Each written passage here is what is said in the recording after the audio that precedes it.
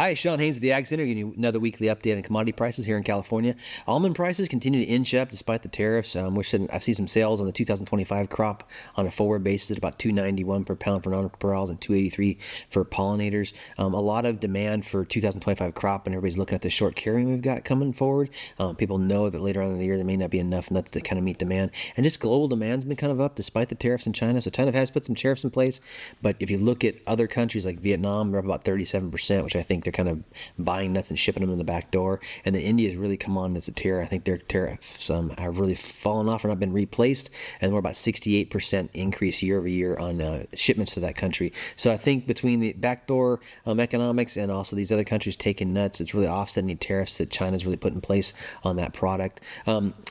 Bloom conditions were really good with long weather pattern, allowed these bees to have some additional flight time despite the fact that the bee population was under so much pressure this year. A lot of initial estimates on the crop, all subjective, coming in at 2.9 to 2.8 billion pounds, which is about 14% over what last year's was. Despite that, prices are still remaining high, but the crop looks really good right now. And as long as you got water, and you've got a good nut set, you should have a pretty good crop this year for most folks. I am cautioning a lot of folks to be not take risk off the table. Actually, look at some of these forward contracts. If you're in a call pool, to take some risk off, make sure you make a profit if it's available to you. Something to think about. On the tomato side, we're looking at really good prices, are kind of settling about the $110 per ton range is the last estimates we've heard. Acreage is down about 14% year over year at about 200,000 planted acres in California.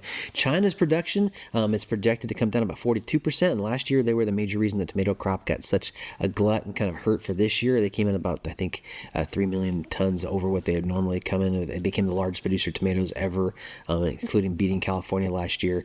But because of price concerns and water issues over there, they've really dropped off their production forecast for that crop by 42%. And with that and the additional tariffs that we have, that should keep those tomatoes from coming to the United States as well that are produced. It should spell good sales going forward for the tomato markets as we look out. Last but not least, just looking at some recent trends in farmland values. Last report I read in Farm Progress magazine, if you guys want to read that, showed that because of Sigma and low commodity prices, California land values have really dropped off the map, and about $17 billion in equity has been lost in the past year, mostly in south markets, but even it's been affecting the northern markets up north where there's good water because the nut and commodity prices have been so bad up till now, and a lot of foreclosures kind of happened because of that issue. And then also as these loans have been coming up for maturity, it's been causing a lot of consternation for these banks about what do we do? Do you call this loan knowing the market's falling, or you stretch out your risk and kind of hold on and hope it comes back? But it should be interesting to see how it's going to affect all these institutional investors that had come in the markets